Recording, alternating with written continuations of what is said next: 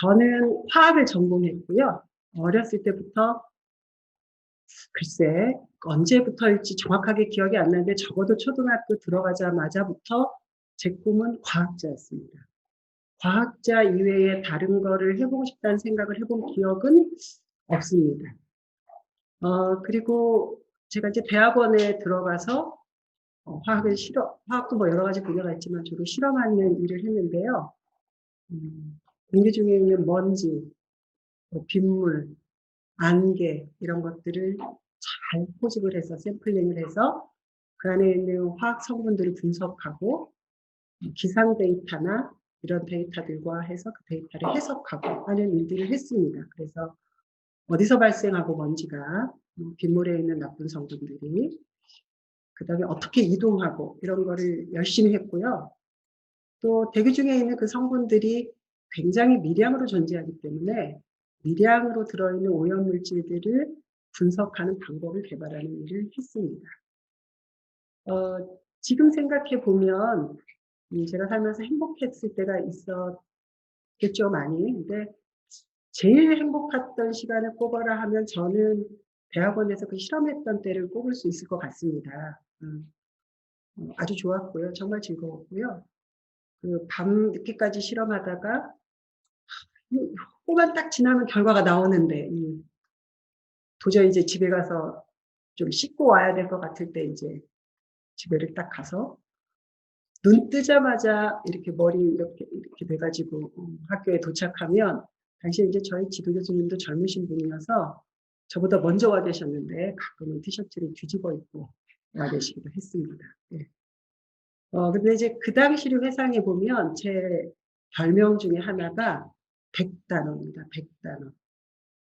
하루에 제가 쓰는 어휘가 100개라는 뜻이 아니고요. 제 후배들과 동료들이 저랑 실험실에서 새벽부터 밤 늦게까지 같이 1년 내내 있었는데 제가 쓰는 단어가 100개가 채 안 된답니다. 많이 쳐줘서 100개가 될까 말까 한다. 그래서 제 별명이 백단어였습니다. 내가 의미 있고 그리고 아주 세계적으로 잘하는 그룹들과 경쟁하면서 일을 하고 있구나라고 느끼는 것들이 나를 항상 행복하게 하고 아드레날린이 분비되게 했던 그런 시절이었습니다. 그런데 인생이라는 게 이렇게 뜻한 바대로 되는 건지 뜻한 것보다 더 잘 되는 건지 모르겠지만 제가 연세대학교 학부대학 교수가 됐습니다. 학부대학은 여러 전공의 교수들이 모여있는 곳이고요. 거기서 교양교육이라는 걸 한답니다. 백단은 제가 어떠한 사고의 한계 또는 어떠한 문제를 가지고 있는지를 모르고 사이언스 하는 그 공동체에서 굉장히 행복하다가 학부대학이라는 곳에 딱 왔더니 나와는 굉장히 다른 사람들이 나와는 다른 어휘와 다른 문법을 가지고 이야기하는 곳에서 이제 좀 제 자신을 돌아보게 됐습니다. 오늘 말씀드린 이것도 어찌 보면 지난 한 10수년 동안 저랑 다른 생각, 다른 가치, 다른 관점을 가진 사람들과 부딪히고 부딪히면서 제가 느꼈던 것, 그리고 제가 배운 것, 이런 것들도 같이 포함되지 않을까 싶습니다. 오늘 제가 제목을 좋은 과학, 나쁜 과학, 또는 좋은 과학자, 나쁜 과학자라고 잡았는데요. 아마 과학이 좋고 과학이 나쁠 수가 있을까요? 과학자는 좋고 또 나쁜 과학자도 있을 것 같긴 합니다. 근데 어찌 보면 이게 과학자들과 대중과 미디어가 서로 상호작용해서 때때로는 협력해서 만들어낸 이미지가 아닌가 하는 생각을 합니다. 빅히스토리 얘기를 길게 할 것 같지는 않고요. 제가 우리 모두 다 경험한 몇 가지 과학기술과 관련된 우리 사회에 좀 큰 영향을 미쳤던 어젠더들, 사건들 3개를 골라봤습니다. 그 이야기를 하면서 마지막으로 과학과 대중 그리고 미디어가 무엇을 생각하고 무엇을 고려해야 하는지에 대한 이야기를 좀 해볼까 합니다. 이제 저 역사 시간을 배우는데요. 인간이 600만 년 전에 태어났죠. 네, 그래서 그때는 짐승들과 그닥 다르지 않은 삶을 살았겠죠. 수렵 채취 시대에는 인간이 사실 그쪽 분야는 별로 경쟁력 있어 보지는 않는데 수렵 채취를 하면서 살았습니다. 어떤 자료를 보니까 그때 인구가 한 7천만 명 정도 되고 평균 수명이 17살, 17세라고 합니다. 그러다가 농업이나 목축을 하는 시대가 있었고 좀 더 커다란 공동체를 이루면서 모여 살게 됐죠. 그러면서 이제 어떤 사회적인 것들이 만들어지고 규범이나 뭐 이런 것들이 만들어졌을 것 같습니다. 지금 우리는 1차, 2차, 3차, 4차 산업혁명 시대를 살고 있습니다. 증기기관이 나와서 소보다 더 센 힘을 보태줬고요. 전기를 발견하게 되면서 대량 생산도 하게 됐고 자동화도 하게 됐고 지금 우리는 사이버 세상과 물리 세상이 어찌 보면 통합된 그래서 인간의 감각과 인간이 보고 듣고 뭐 이런 것들과 인간이 사고하는 것들이 이전에 우리가 경험하지 못했던 것으로 엄청나게 확장된 시대를 살고 있습니다. 말 그대로 과학기술 시대에 살고 있죠. 그런데 과학이 또는 과학과 기술이 그렇게 오래전에 우리 삶에 들어온 거는 아닙니다. 17세기까지는 사실 우리는 과학적인 세계관의 세대, 그런 시대에 살았던 건 아닙니다. 여러분 잘 아는 것처럼 지구가 도는 게 아니라 태양이 지구를 돈다라고 생각하는 그런 세계관 속에서 살았습니다.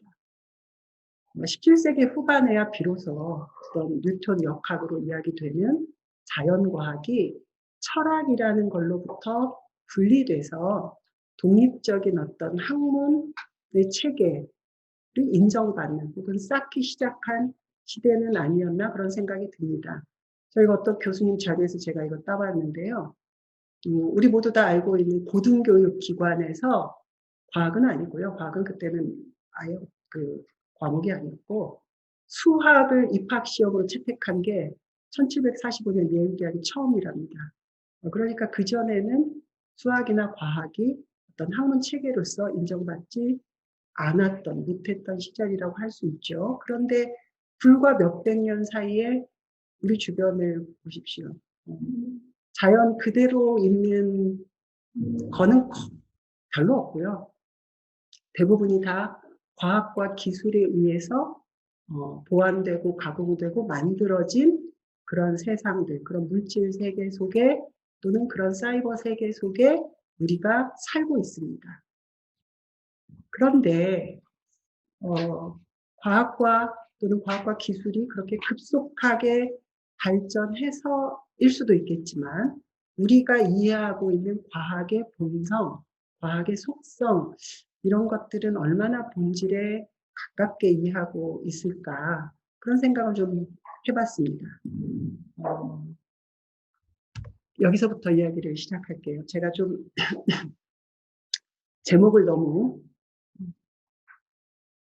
섹시하게 붙인 것 같은 생각이 드는데 가습기 살균제 참사라고 붙여봤습니다. 저는 이게 진짜 참사라고 개인적으로 생각합니다.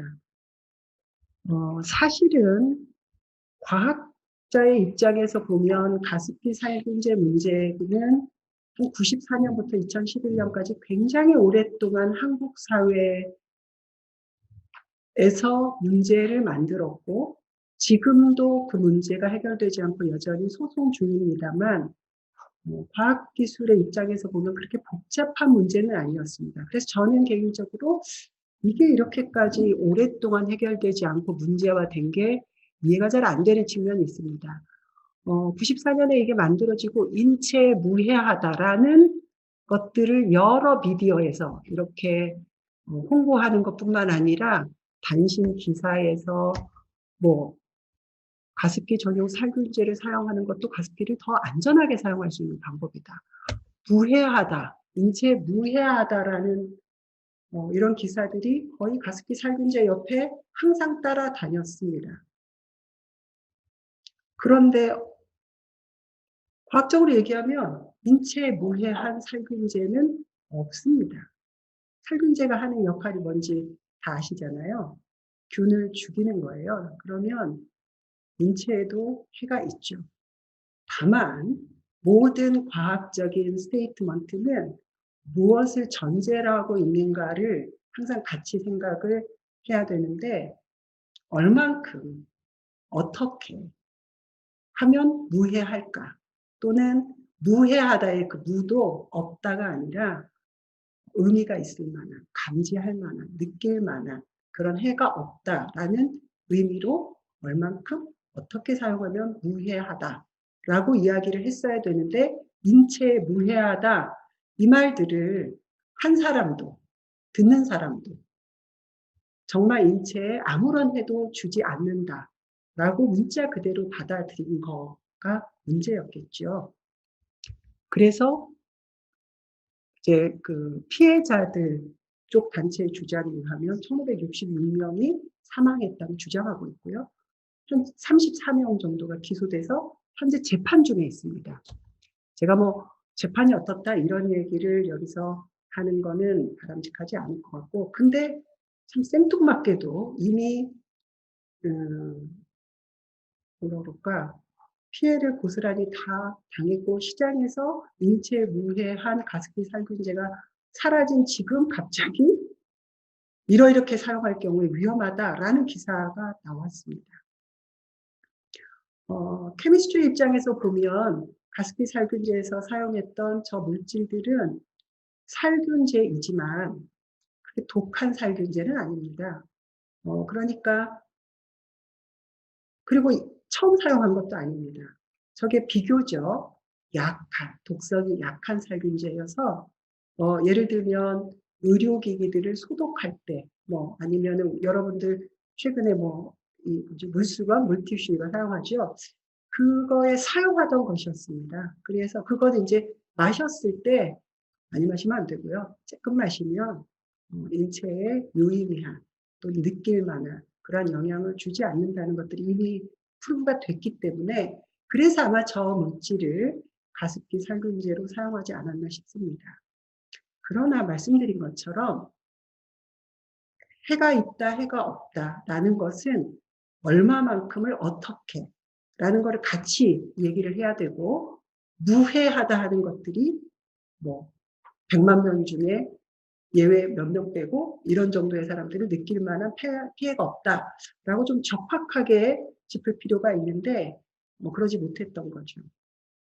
저 물질을 가습기에서 에어로솔을 만들어서 호흡에 의해서 폐포로 빨아들이기 좋게 사용한 사례는 없었던 거죠.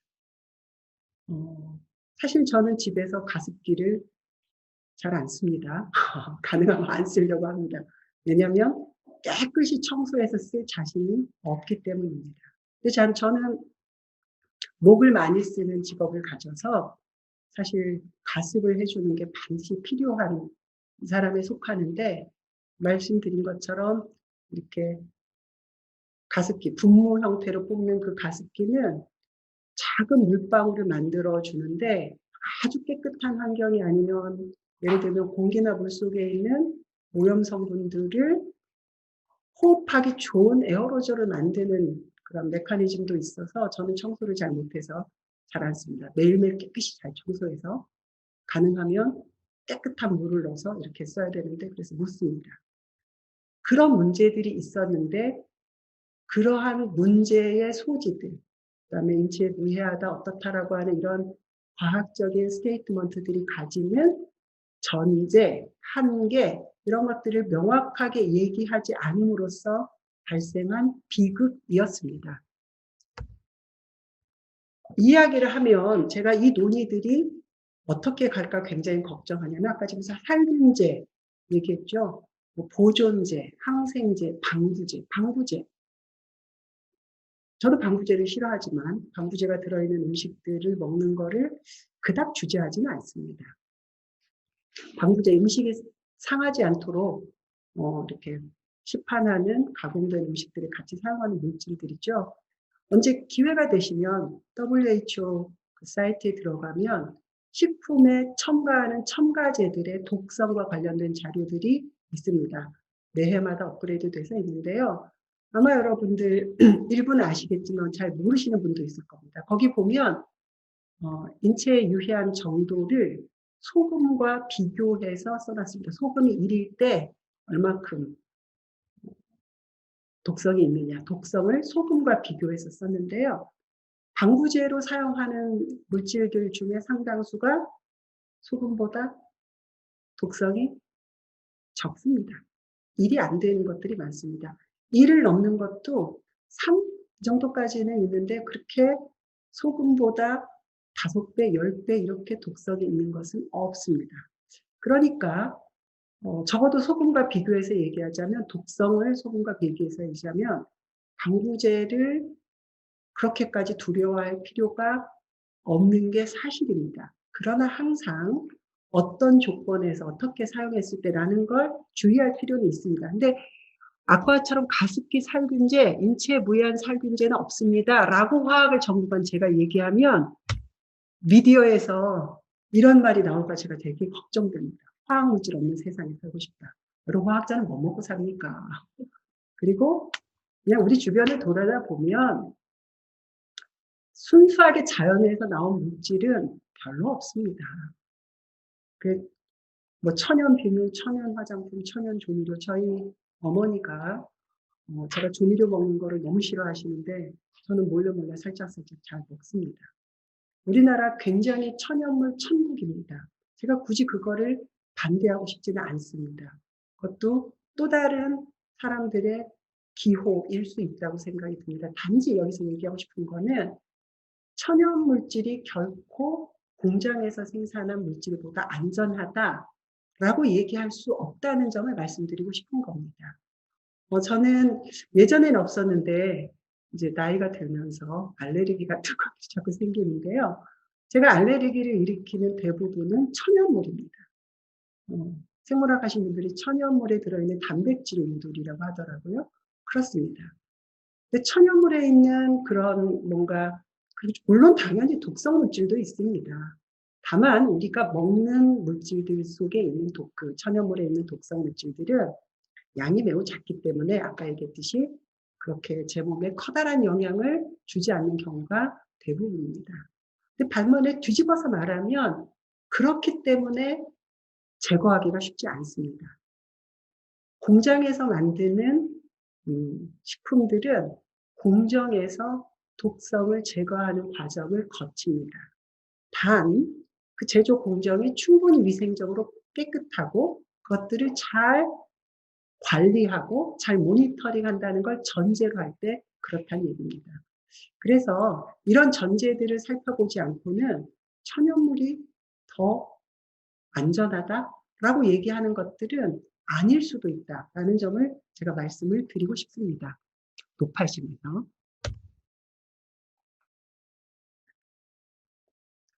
그 다음에 두 번째 사례는 그 GMO를 둘러싼 논쟁에서 과학기술자가 대중이 미디어가 어땠나 하는 거를 한번 살펴보고 싶습니다. GMO 예전에는 유전자 조작식품이라고 했습니다. 조작이라는 말이 별로 뉘앙스가 좋진 않죠. 요즘은 저 단어를 별로 안 씁니다. 유전자 변형식품이란 말을 아마 쓸 겁니다. 인공적으로 유전자를 변형시킨 그러한 생물을 GMO라고 얘기합니다.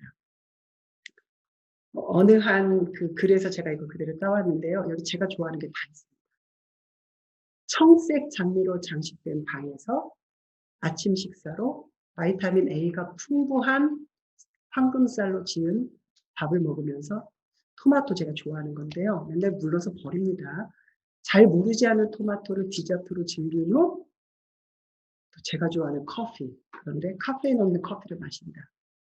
여기 이 모든 것들이 다 GMO의 산물입니다.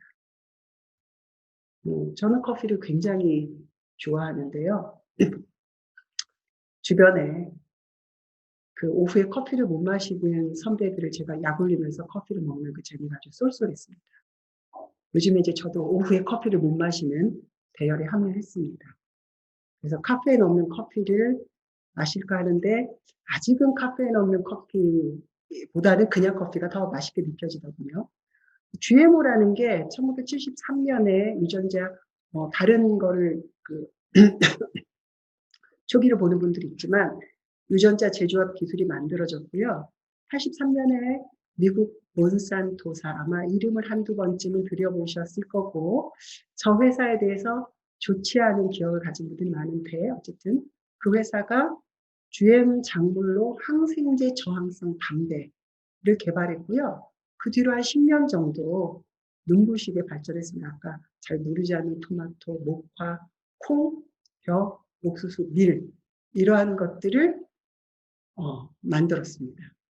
그래서 96년에 미국에서 상업적 목적으로 GMO 재배가 허용된 이후에 어마하게 많은 GMO 작물들이 쏟아져 나와서 전 세계에서 소비됩니다.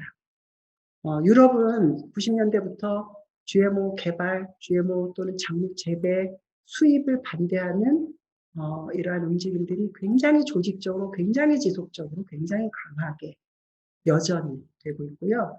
가끔씩 미국과 유럽 사이에 무역 분쟁을 만들기도 합니다. 자, 우리나라는 어떻습니까? 우리나라는 재배는 제가 아는 최근은 잘 모르겠네요. 재배는 아직도 불법이고요. 우리나라가 어찌 보면 세계 최대 수입국 1, 2, 3 중에 하나입니다. 그런데 예전에 우리나라 그 기사들이 어땠냐? 제가 이제 네이버에서 쭉 서치를 해봤습니다. 예전 거. 그랬더니 굉장히 부정적인 이야기들이 나옵니다. 그 기사 중에 하나 제목을 보면 유전자 조작 식품의 대재앙. 이게 제목입니다. 기사의 제목. GMO 콩밭을 피해가는 기러기가 피해간답니다. 실험실 주의 신세 뭐 이런 그 안에 있는 제목들이에요. GMO에 침묵하는 정부, GMO를 홍보하는 신생조직, 어쩌고 저쩌고 그 정부도 엄청 비판했습니다. 그리고 약간 음모론이라고 느껴질 만큼 부시 정부와 몬산토에 대한 이야기들도 있습니다. 이거는 제가 올해는 그럼 어떤가 놀랐습니다. 올해도 GMO 관련된 기사들이 많은데요. 이거는 좀 메이저 매체들은 아닌 것 같습니다만 봤더니 재밌게도 올해는 학교 급식에서 GMO를 몰아내야 된다라는 기사가 굉장히 많았습니다. 이 기사 지금 보면 성능에 대한 논란은 있는데 안정성에 대한 논란이 있는데 논란이 있는 것만으로도 우리 아직은 그러니까 성장 중에 있는 우리 아이들의 식탁에서 몰아내는 이유는 충분하다라고 한 분의 교육감이 아니라 여러 교육감들이 말씀하셔서 우리 미디어들이 그걸 보도를 하고 있습니다. GMO에 대한 과학적인 논란은 굉장히 일찍 시작됐습니다. 아마 제가 아는 한 첫 실험 결과가 98년에 스코틀랜드 작물연구소와 두햄 생물대학이 무려 3년 동안 GMO가 생체에 미치는 영향 동물 실험 결과를 발표했는데요. 저는 그 사진들을 여기에 넣지 않았습니다. 굉장히 충격적인 사진이었습니다. 쥐들이 여러 기관들이 여러 가지 문제를 일으킨다고 보고했습니다. 그걸 시작으로 2004년에 스위스에서 젖소가 GMO 옥수수 먹고 사망했다. 영국의 인디펜던스지가 몬산토 GMO 식품 먹인 쥐가 이런 실험 결과는 이제 제법 많았는데 내장과 간과 혈액에 질환이 발견됐다. 호주에서도 비슷한 게 있었고요. 많습니다.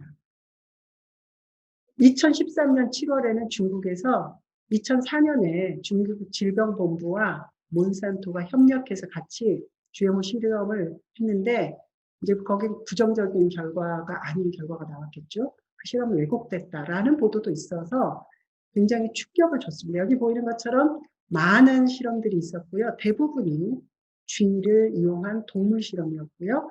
일부가 어떤 실제로 인체에 관련된 그런 실험 결과를 발표한 것도 있습니다. 자, 이 정도 되면 앞에서 우리 미디어들이 보도했던 것들이 좀 이해가 가시고 GMO를 먹지 말아야겠다라는 생각이 들 수도 있겠습니다. 그러나 여기 언급된 실험들 상당수가 이후에 과학자들 사이에서 실험하는 과정이나 결과의 발표나 또는 샘플링하는 것들에 대해서 등등등등에 대해서 과학자 사회 내부에서 문제 제기가 된 것들도 있습니다. 적지 않습니다. 여기 아주 전형적인 사례 하나를 제가 좀 보여드리려고 하는데요.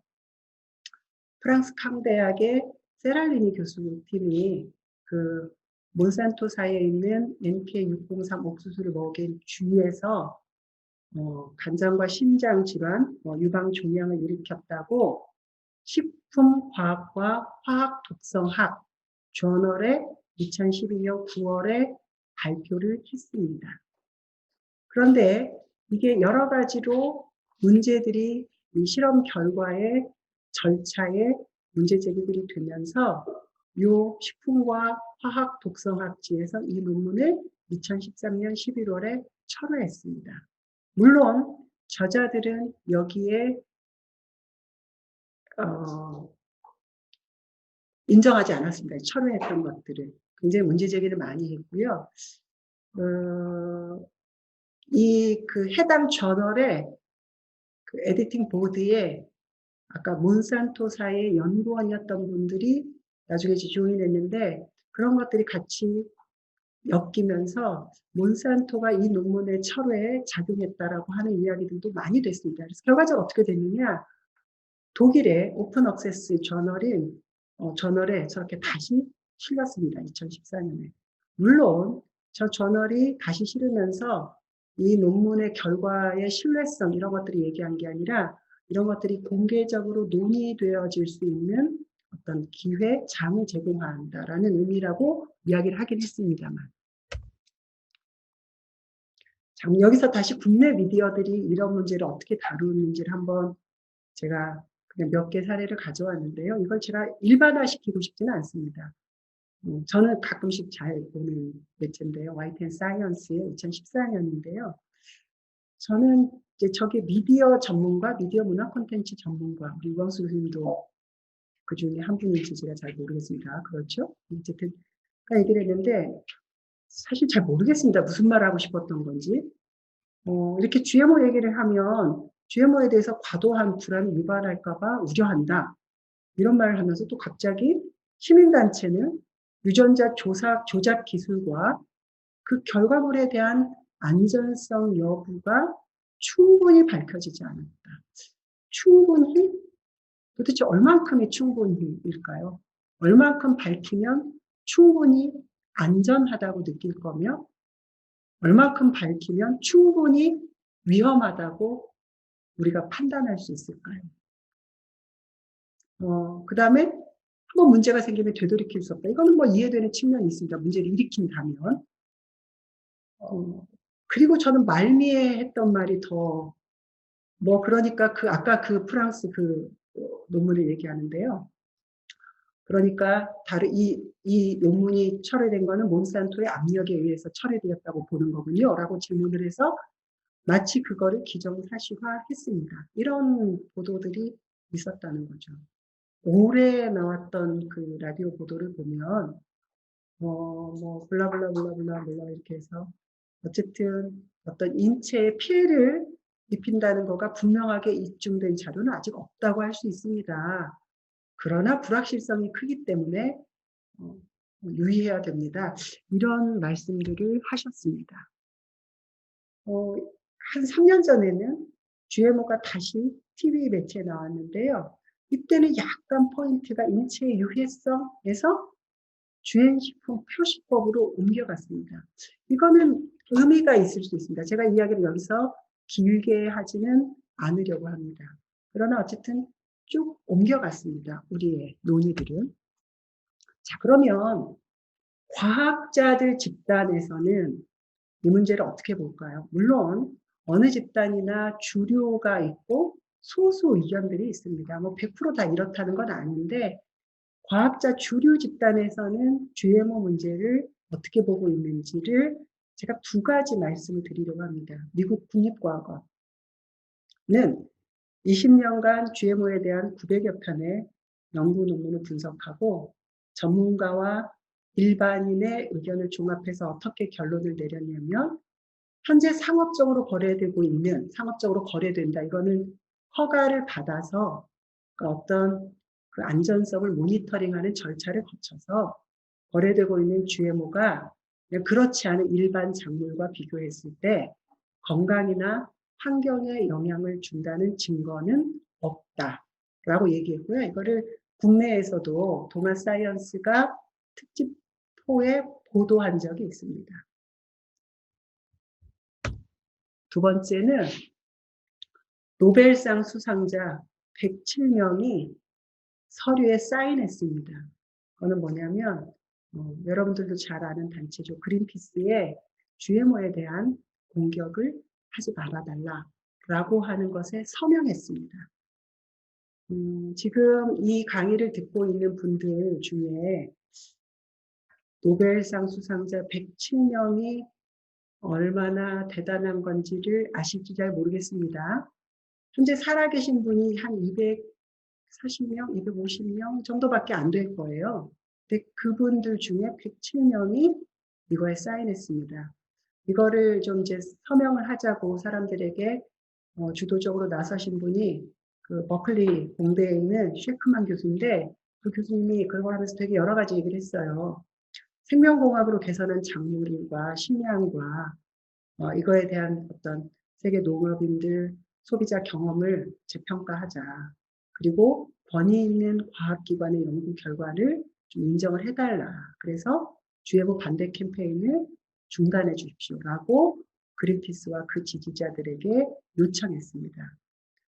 이 교수님이 같은 데서 하신 말씀을 보면 그린피스가 기후변화나 이런 것들에 대해서 열심히 세계인들의 인식 개선을 위해서 노력한 것들에 공감하고 그 긍정적인 효과를 인정하고 굉장히 그래도 나름대로 열려있고 과학적인 연구의 성과들과 잘 이해하고 잘 팔로우업 했는데 이상하게 왜 그린피스는 GMO에 대해서만 이 과학적인 연구 결과 지속적으로 나오는 일관된 연구 결과를 인정하지 않는지 참 이해할 수 없다. 그러나 이렇게 해달라라고 얘기를 했습니다. 그러면서 얘기했던 게 이 GMO가 지금 이제 전 세계에서 물이 부족한 지역들 많잖아요. 물이 적은 지역에서도 살 수 있는 생물. 비료도 바닥에 비료를 투여해서 어떤 토양의 오염, 토양의 산성화 있는데 비료를 덜 투여해도 잘 자라는 거. 해충도 마찬가지예요. 해충 때문에 살충제 뿌리잖아요. 농약 뿌리잖아요. 농약을 덜 뿌려도 살 수 있도록 해충의 영향을 덜 받는 작물들을 재배한다. 그것들이 어찌 보면 지금 이제 어떤 농업의 생산량이 지역마다 굉장히 차이가 많이 나는데 그런 농업의 구조를 개선할 수도 있고 그리고 요즘에는 영양 성분을 아까 바이타민 A가 보충된 쌀 얘기했잖아요. 그런 것처럼 부족할 수 있는 영양 성분들을 강화한 그런 작물들을 개발하는데 그것들이 어떤 세계인의 식품 문제, 식량 문제 해결에 도움이 될 텐데 그 성과들을 좀 인정하고 그 성과들을 많은 사람들이 누리는데 도움을 주지 그렇게 막지 말아달라 그런 굉장히 많은 이야기들을 했습니다. 그리고 올해 유전자 가위라고 얘기하는 그 기술이 노벨 화학상을 받았는데 넓은 의미에서 얘기하면 그것도 역시 GMO의 한 분야 혹은 GMO를 더 확대할 수 있는 그러한 기술을 인정했다는 의미가 있겠습니다. 자, 그러면 아까 얘기했던 과학적으로 충분히 검증되지 않았다. 안정성이. 그 충분이라는 게 이 정도면 해결이 될까요? 유광수 교수님이 고개를 끄덕끄덕하지 않습니다. 안 된 모양입니다. 이제 그런 데서 보면 이게 작년에요. 작년에 프랑스와 독일에서 유채밭을 갈아엎었어요. 농부들이. 왜냐하면 어딘가에서 날라온 외래 종이 유채밭에 살아난 거예요. 근데 그게 GMO 작물이었습니다. GMO는 유전자를 변형시켰기 때문에 유전자 흔적이 남아있거든요. 많이 날라오진 않았겠죠. 자기가 심지 않았으니까 어디서 날라왔던 종자가 약간 이것만큼 오염이 돼서 그게 보이니까 그 파트 갈아엎었습니다. 이렇게까지 해야 되는 겁니까? 라는 의문이 들 수 있습니다. 자, 그런데 왜 그럴까요? 일단 프랑스는 GMO 수입은 허용하지만 GMO 작물을 재배하는 건 불법입니다. 그래서 프랑스 농가들이 가진 여러 가지 이제 중요한 그러니까 좋은 평판들이 있는데요. 그 평판이 나빠지고요. 유기농 용종은 취소받습니다. 그러니까 이 농부들은 그걸 갈아엎는 게 이 국가 또는 이 농부들의 맥락에서는 당연한 겁니다. 이쯤 되면 이 GMO라고 하는 것에 과학기술적으로 그 다음에 사회적으로 미디어가 지난 적어도 한 30년 동안 20몇 년 동안 이야기할 만한 논쟁이 끝나지 않는 이유들이 있는 것이겠죠. 인체에 해롭지 않다. 보장할 수 없다. 이거는 다르게 얘기할 사람이 많을 것 같습니다. 적어도 아까 상용화돼서 팔리고 있는 그거는 인체에 해롭지 않다고 아까 보장이라는 게 아무도 절대로 아무런 해도 입지 않는다라는 건 아니에요. 그러나 지금까지 GMO에 의해서 인체에 해로운 사례 없고 앞으로도 그럴 가능성이 매우 낮다, 충분하다 이렇게 얘기할 수 있는 사람이 과학자 집단에 꽤 많을 것 같습니다.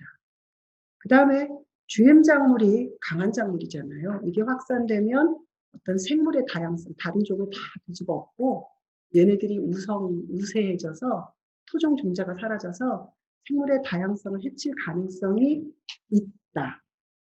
이거에 대해서도 과학자 집단에서는 상당히 다르게 이야기할 수 있습니다. 이 관점에서 얘기하면 지금 살아있는 생물 종들 중에 글쎄요, GM, 우리 고전적으로 접붙이고 이러고 막 하잖아요. 이 모든 것들 하면 우리가 토종이라고 얘기하는 게 도대체 언제부터 토종이었을까요? 이거에 대해서는 논란이 많고 적어도 과학자들 집단 사이에서는 상당히 한쪽이 좀 더 우세할 것 같긴 합니다. 왜냐하면 아까 말씀했듯이 다른 것과 연관되어 있기 때문입니다. 물이나 비료나 농약을 덜 써도 된다라고 하는 것과 뭘 우리가 선택할 것인가의 문제이고요. 지금도 대한민국은 아니지만 영양이 부족한 그런 어떤 식량의 위기 상황에 처해 있는 인구가 그렇게 많은 상황에서 그 부분들에 대한 해결책으로서 라고 하는 것과 우리가 밸런싱을 했을 때 뭘 선택할 것인가 하면 적어도 사이언스 하는 사람들 중에 얼마나 다수인지 모르겠지만 상당 부분은 GMO의 손을 들어줄 것 같습니다. 그러나 이 문제가 GMO 문제의 모두 다가 아니라는 얘기죠. 거기에는 미국의 어느 회사가 개발한 종자들의 특허권이 있고요. 그것들에 다 의존해야만 하는 제3세계 농업이라고 하는 인더스트리가 있는 겁니다. 그러면 이렇게 독점, 과점 한쪽이 중요한 기술의 대부분을 가지고 있는 상태에서 이 문제는 과학기술의 문제를 넘어서서 또 다른 문제들을 가지고 있는 겁니다. 어찌 보면 유럽이 GMO 문제에 대해서 훨씬 더 엄격한 것이 바로 이런 것들이 배경에 깔려 있는 게 아닌가 하는 생각을 합니다. 그러면 우리 미디어들도 사실 이 문제가 어제 오늘 문제가 아니라 굉장히 오래전에 나왔던 문제이기 때문에 적어도 GMO에 대한 어젠다들을 다룰 때 우리 미디어들도 이러한 관점들을 균형 있게 놓치지 않게 다루는 것이 합당하다는 생각이 듭니다. 아직도 꽤 해먹었다고 느껴지는 GMO의 유해성을 중요한 쟁점으로 삼으면 그럼 노벨상 수상자 200명이 서명하면 유해성은 없다고 얘기할 건가요? 이런 문제들이 남는 거죠. 어떤 한 문제는 다양한 것들이 엮여 있다라는 것들을 얘기를 하고 싶어서 들어온 사연입니다. 마지막은 제가 좀 자신이 없는 부분이긴 한데요. 사실 가장 재미있는 사례이긴 합니다. 백신과 반백신. 여기서 반은 반절이 아니고요. 반대하다라는 반입니다. 제가 참 제가 미국도 좋아하고 일본도 좋아하고 주변에 있는 나라들을 되게 좋은 시각으로 바라봤는데요. 여러분들 최근에 우리나라에 대해서도 다시 한번 느끼지만 다른 나라에 대해서도 다시 한번 느끼잖아요. 미국이라고 하는 그 공고해 보이는 그 체계가 이 코로나 19 앞에서 이렇게 되는 걸 보면서 저 나라가 그동안 어떻게 그 오랫동안 전 세계를 리드해오는 원탑이었을까 이런 생각을 해보셨을 겁니다. 근데 사실 저는 45대 미 대선 캠페인 때 굉장히 놀랐습니다. 이게 이제 그 대통령 선거가 얼마 남지 않았을 때인데요. 그 트럼프 현 대통령이 백신에 대해서 문제 제기를 했는데 저는 사실 교과서나 이런 데서 백신 논쟁이 과학계에서 어떤 전철을 밟아왔고 어떻게 그 결과들이 있었고 또 어떻게 과학계가 이 백신에 대한 이런 정치적인 논쟁을 경계하는지를 알고 있었기 때문에 미국의 대통령 후보가 백신이 자폐아를 유발할 수 있다고 말은 안 했지만 충분히 냄새를 풍기면서 이렇게 얘기를 해서 고 설마 저분이 대통령이 될까? 되면 어떻게 되는 거지? 이런 놀라움을 가지고 그때를 봤습니다. 그래서 요번에 요 발표를 준비하면서 제가 맨 처음 찾았던 게 트럼프 대통령이 그때 그 캠페인 때 어떻게 말했었지? 그걸 찾았더니 제가 그 충격받았던 기사는 없고 이렇게 몇 개의 트윗들이 돌아다니더라고요. 이 백신 논쟁이 오래됐습니다. 그리고 여러분들 지금 또 목격하고 있죠. 이 웨이크필드 스캔들이라고 얘기하는데요. 98년에 영국의 위장병 전문의 앤드류 웨이크필드가 자폐성 장염 증상을 보이는 어린이 환자 12명의 대장 내시경 검사 결과를 가지고 논문을 발표했습니다. 근데 이분이 약간 쇼맨십이 있겠죠. 이 출판일에 맞춰서 굉장히 유명한 논문 발표할 때도 출판에 맞춰서 기자회견을 열지는 않습니다. 네, 근데 이분이 기자들을 막 불러가지고 기자회견을 열었어요. 이게 이제 논문의 큰 주장은 이렇습니다. 자폐 증상을 발견하기 평균 6일 전에 12명을 대상으로 한 거니까 실제로 이 케이스가 몇 개 안 되고요. 그 중에 절반 정도였던 걸로 제가 기억합니다. 6일 전에 MMR 백신을 맞았다는 겁니다. MMR이 저도 우리 아이들 맞췄는데 홍역, 유행성 이하선염, 풍질 이 세 개를 동시에 예방하는 혼합 백신입니다. 이걸 6일 전에 맞췄다는 겁니다. 그러니까 시간적으로 연관성이 있는 거죠. 백신을 맞았더니 평균적으로 6일, 5일, 7일 후에 그 중에 절반 이상에서 자폐 증상을 가진 어린아이들이 생겼다고 얘기를 한 겁니다.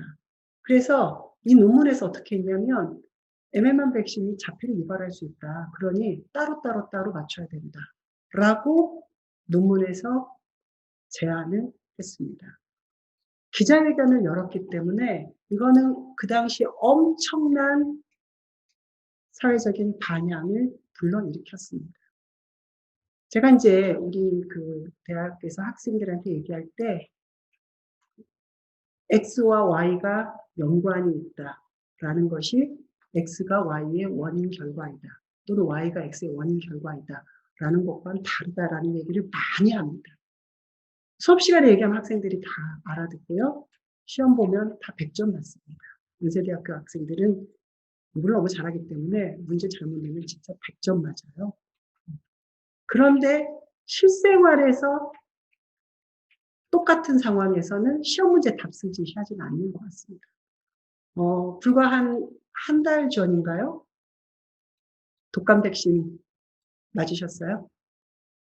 저는 사실 독감 백신을 평소에 잘 안 맞는데요. 왜냐하면 시간 맞춰서 가기 귀찮고 맞은 다음에 하루 이틀 뻐근해가지고 안 맞는데 올해는 상황이 상황인지라 가서 맞았습니다. 근데 올해 여러분들 독감 백신 처음에 어떤 일들이 있었죠? 백신을 맞고 1명, 2명 이러더니 10명, 20명 또 더 넘는 사람들이 문제가 생겼죠. 그 시관적으로 연관성이 있는 독감 백신을 맞은 것과 사람들의 건강에 문제가 생긴 심지어 사망자도 있었으니까요. 그 시간적 연관성이 진짜 연관이 있느냐도 문제고 하나가 하나의 원인이고 결과이냐라는 걸 얘기하지 않는다는 겁니다. 이번의 경우에는 노인들을 먼저 맞게 했고요. 물론 노인이 아닌 케이스도 있었습니다. 그리고 환절기였어요. 독감 백신 맞는 때가. 노인들은 백신이 아니어도 환절기에 건강에 문제 있는 경우가 많습니다. 그러니까 이번 같은 경우에는 사실 원인 결과를 따졌을 때 한 케이스를 제외하고는 이게 독감 백신이 아니라고 질병관리본부에서 발표를 했습니다. 마찬가지입니다. 저 경우에도 자폐를 증상을 보인 것과 MMR 백신을 맞은 거가 시간적으로 연관성이 있어 보이지만 자폐 증상을 보이는 아이들의 한 3분의 1이 첫 번째 생일 근처에 발병을 한답니다. 그러니까 숨은 요인이 있는 거죠. 그리고 그때 MMR을 맞춘 거죠. 또 하나는 샘플링 오차인데 이번에 우리 독감 백신도 똑같습니다. 하도 문제가 되니까 예전에는 그냥 잘 몰랐던 거를 독감 백신을 맞았을까 이렇게 합니다라고 보고를 많이 한 거죠. 저 때도 MMR이 자폐를 일으킨다고 의심한 부모들이 주로 치료, 샘플링 하는데 참여를 했을 개연성이 충분히 있습니다. 근데 그럼에도 불구하고 저 저자는 기자회견을 열고 저렇게 발표를 해서 마치 MMR 백신이 자폐의 원인인 것처럼 많은 매체들에서 확대 재생산해서 전 세계가 떠들썩했습니다. 근데 결국 이분이 저 실험을 할 때 연구윤리 규약 위반으로 의료 면허도 박탈당했고요. 논문은 당연히 철회됐습니다. 그 당시에 논문, 그 저널에, 신문에 나왔던 기사들 굉장히 많은데요. 극히 일부를 제외하고는 연구의 결과가 이미 충분히 문제의 소지가 있음에도 불구하고 그냥 그 연구자들의 결과를 많은 미디어들이 무비판적으로 보도를 했습니다. 그래서 결과가 뭐였느냐? 10년이 지난 후에도 영국의 MMR 접종률은 세계 평균보다 10% 정도 낮습니다. 10년이 지난 때에도. 지금도 낮습니다. 그리고 잉글랜드와 웨일즈 지역은 98년에 홍역으로 56명이 사망했는데요. 10년 후에 971명이 사망했습니다. 과학계에서는 저 백신 상황을 그래서 우려를 하는 겁니다. 저렇게 반백신의 정서가 확산되는 것을 우려합니다. 물론 여러분이 잘 아시는 것처럼 백신이 전혀 위험하지 않다. 100% 안전하다라고 이야기를 하는 것이 아닙니다. 그러나 그거의 반대가 뭐냐? 그러면 홍역으로 사망하는 사람들이 급증할 수 있다라는 측면을 같이 이야기를 하는 겁니다. 근데 영국은 그 이전에도 사실은 백신과 관련된 굉장히 강한 반감이 있었고요. 이제 미국이 1940년대, 50년대 이때쯤 이제 공공으로 백신 정책을 공적으로 하는 그 정책을 영국이 본따서 했는데 그 전에 영국에서 굉장히 많은 영아들의 그 사망률이 있었습니다. 그리고 여기 이제 그래프에서 보이는 것처럼 저렇게 백신을 공적으로 공급하고 맞추기 시작하면서 급격하게 사망자가 줄어들었죠.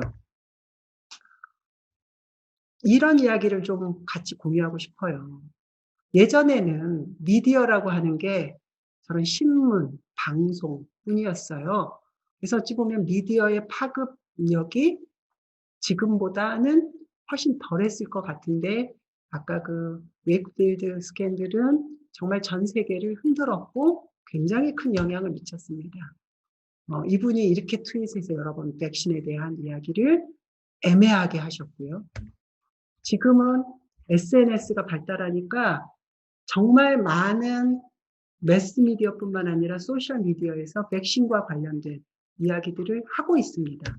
엊그제 뉴스에서도 지금 뭐 얼마나 코비드 19으로 사망한 사람들이 유럽에 많습니까? 근데 그럼에도 불구하고 물론 이게 백신 접종을 원하지 않습니다가 저 시위의 주된 쟁점은 아닙니다만 개인의 자유, 뭐 봉쇄하지 말아라 이런 것들이고 거기에 저도 공감하는 측면이 있습니다만 이 시위대의 상당수가 나는 백신 접종을 원하지 않는다라고 주장하고 있습니다. 그런데 또 아이러니예요. 요번에 코로나 19, 코비드 19 그 백신을 가장 먼저 그 허가한 나라가 영국이죠. 자, 제가 세 가지 사례를 들었습니다. 과학기술과 연관된 지금 이 상황이어서 제가 그 세 가지를 들었는데요. 그런 이벤트들 속에서 과학자는 또 대중은 미디어들은 어떤 역할들을 했을까, 어떻게 서로 상호작용하고 그런 결과들을 만들었을까 하는 이야기를 했는데 그럼 좀 한번 짚어보고 싶습니다. 아까 제가 좋은 과학, 나쁜 과학, 좋은 과학자, 나쁜 과학자 이야기를 했는데 과학자 그러면 나쁜 과학자도 있습니다. 필다운맨이라고 하는 게 여러분들 뭐 네안데르탈린 무슨 뭐 이런 그 화석들 있죠.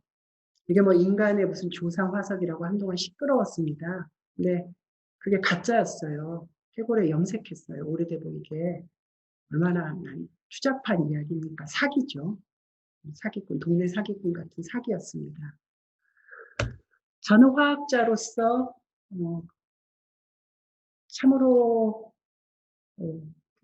민망하고 비참한 게 탈리도마이드 사건입니다. 이게 그 임산부들이 먹으면 입덧을 완화시켜주는 작용을 하는 거기 1950년대쯤에 독일에서 개발돼서 판매가 됐고요. 가까운 일본에서도 여러 나라들에서 저 약을 먹었습니다.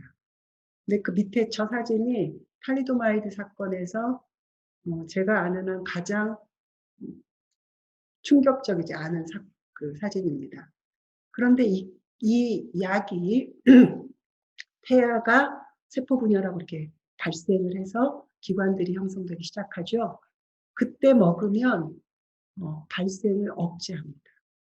손이 만들어져야 되는데 안 만들어지고요. 어떤 뭐 기관들이 안 만들어지는 거죠. 그래서 심각한 기형아들을 많이 낳게 만드는 결과를 초래했습니다. 이 약을 개발한 사이언티스트들이 이게 문제가 있다는 걸 인지한 것과 시장에서 이 약품들이 사라지는 것 사이에는 꽤 시간이 걸렸습니다.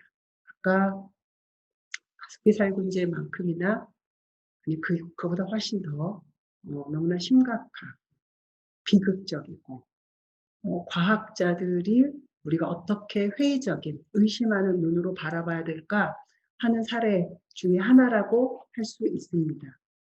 이거 말고도 많습니다. 사실은 제가 한 3년쯤 전인가요? 그때 구글에서 과학자 이렇게 치면 이미지 검색을 하면 좋은 이미지보다 나쁜 이미지들이 훨씬 더 많았습니다. 프랑켄슈타인 이런 정도는 아니지만 그런데 제가 이 특강을 의뢰받고 준비하면서 구글에서 다시 쳤더니 좋은 이미지들이 훨씬 많고 나쁜 이미지들이 별로 없더라고요.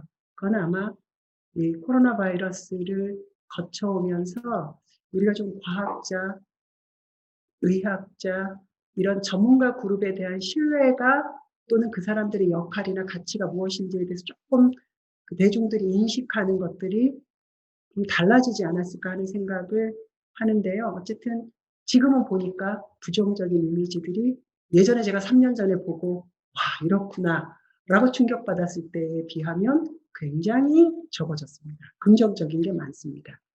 이제 긍정적인 이야기를 하려고 하는데 2015년인가 전염병 관련돼서 의미 있는 연구를 하신 분들이 노벨 생리학상을 받았는데요. 여기 오무라 교수가 나는 그냥 미생물 좋아서 미생물 쫓다 보니까 노벨상을 받게 됐다.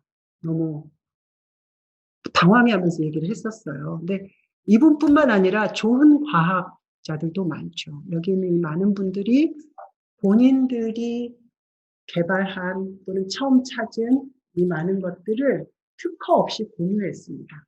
예를 들면 니콜라 테슬라는 교류 전기, 저 양반이 저거 특허를 걸었으면 어떻게 됐을까요? 근데 저 양반이 제가 특허 나만 포기하면 산골마을까지 전기가 들어갈 수 있는데 포기하면 되는 거 아니냐. 이렇게 좋은 과학자들도 있습니다.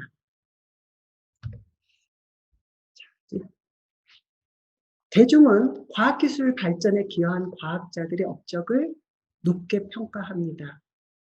저게 이제 미국하고 우리나라 대중하고 차이가 있었는데, 올해가 지난 다음에 우리나라 대중들이 과학자에 대해서 어떻게 평가하는지 좀 보면 이전과 좀 달라질 수 있다고 생각이 듭니다. 또 과학기술자들은 그 대가로 사회로부터 상당한 경제적 혹은 다른 형태의 지지와 혜택을 받습니다. 무엇보다도 과학기술자도 세계 시민 중에 한 사람입니다. 과학기술자들도 그 세계 시민 중에 한 사람으로서 자기의 역할을 하는 것입니다. 굉장히 사이가 좋을 것 같은데, 그런데 이런 경우가 있습니다. 과학과 기술의 발전이 어떤 종교적 신념이나 인류 공동의 핵심적인 가치나 오랜 전통과 갈등이 있을 경우에, 예를 들면 코페르니쿠스, 진화론 많잖아요. 또는 어떤 과학기술의 진보가 과학만으로는 답할 수 없는 윤리적인 정치적인 문제를 제기할 때, 지금 AI 또는 생명과 포스트 휴먼 이런 때는 과학과 기술 그리고 대중, 사회가 충돌합니다. 문제가 발생합니다. 그럴 때는 서로를 깊게 되짚어 봐야 됩니다. 솔직하게 상호작용을 해야지 되겠죠. 자, 그런데 과학자들이 하는 착각이 있습니다. 제가 예전에 그 착각 속에서 행복하게 잘 살았다고 말씀을 드렸잖아요. 지금 그때보다 더 행복한가? 그건 잘 모르겠는데 제 주변 사람은 그때보다 지금이 더 행복할 것 같습니다. 왜냐하면 그때보다 제가 지금 조금 더 균형 잡히게 생각하는 또는 어떤 인문학적인 감수성이 조금은 나아졌기 때문에 그럴 것 같습니다. 어찌 됐거나 대중이 과학적인 증거와 일관성 있는 과학적 주장을 잘 받아들이지 않는 경우가 있죠. 많죠. 그럴 때 과학자들은 대중이 과학이 너무 어려워서 잘 모르기 때문이라고 생각하는 경향이 있습니다. 그런 경향이 너무나 강해서 결핍 모형이라고 얘기하는데 그렇게 생각합니다. 근데 실제로는 그렇지 않은 경우가 더 많습니다. 아까 얘기했던 GMO나 가습기 살균제나 백신이나 명확하게 전달하면 그렇게 어려울 게 없습니다. 왜 모르겠습니까? 다 압니다. 그러나 대중이 왜 모르는 척하나 혹은 과학자 입장에서 보이면 왜 합리적이지 않은 반응들을 보일까 하는 거는 여러 가지 이유가 있습니다. 여러 가지 이유가 있기 때문에 과학에 동의하지 않거나 혹은 일관되게 행동하지 않는 겁니다. 그 여러 가지 이유가 뭐냐? 본인의 가치나 믿음과 위배되거나 혹은 이해관계와 충돌할 때 그렇습니다. 다른 일들과 마찬가지라는 겁니다. 대중들은 어떤 착각을 과학자들보다는 조금 덜 할 수도 있지만 왕왕하냐면요. 과학은 가치 중립적이다 또는 과학자는 가치 중립적이다. 과학자 가치 중립적 아닙니다. 여러분 다 아시겠지만. 과학자도 야망도 있고요. 선입견도 있고요. 심지어는 초자연적인 것에 대한 믿음을 가지고 있는 과학자도 있습니다. 과학자 절대로 가치 중립적이지 않습니다. 그냥 한 사람의 인간입니다. 과학은 가치 중립적일까요? 그럴 것 같지만 아닙니다.